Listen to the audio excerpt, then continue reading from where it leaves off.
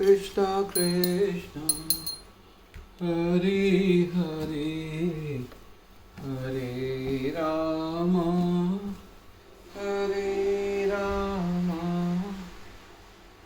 राम राम।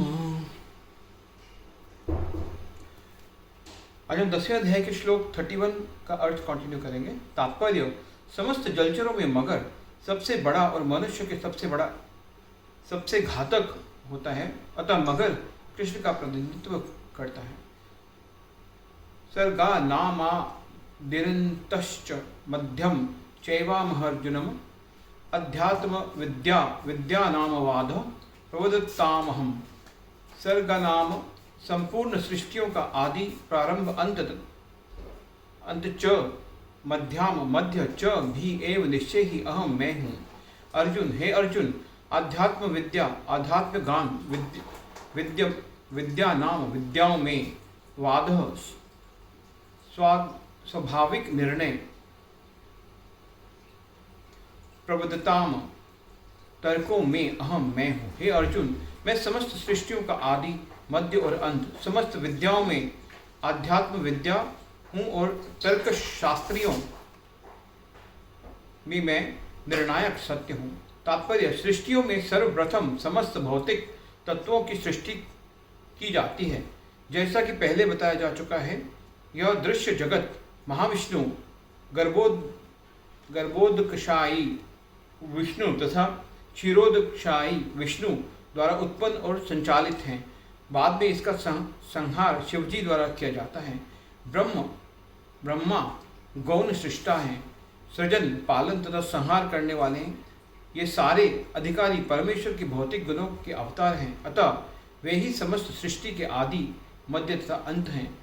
उच्च विद्या के लिए ज्ञान के अनेक ग्रंथ हैं, यथा चारों वेद, उनके 6 वेदांग, वेदांत सूत्र, तर्क ग्रंथ, धर्म ग्रंथ, पुराण, इस प्रकार कुल 14 प्रकार के ग्रंथ हैं। इनमें से अध्यात्म विद्या संबंधी ग्रंथ विशेष रूप से वेदांत सूत्र कृष्ण का स्वरूप है। तर्क शास्त्रियों में विभिन्न प्रकार के तर्क होते रहते हैं। प्रमाण द्वारा तर्क की पुष्टि, जिससे विपक्ष का भी समर्थन हो, जल्प कहलाता है। प्रतिद्वंदियों को हराने का प्रयास मात्र वितंडा है, किंतु वास्तविक निर्णय वाद कहलाता है। यह निर्णयात्मक सत्य कृष्ण का स्वरूप है। अक्षरा नाम कारो अस्मि द्वंद्व समासिकस्य च अहमेव वाक्षय कालो धाता अहम विश्वतो मुख। अक्षराणाम, अक्षरों में अकार अर्थात पहला अक्षर,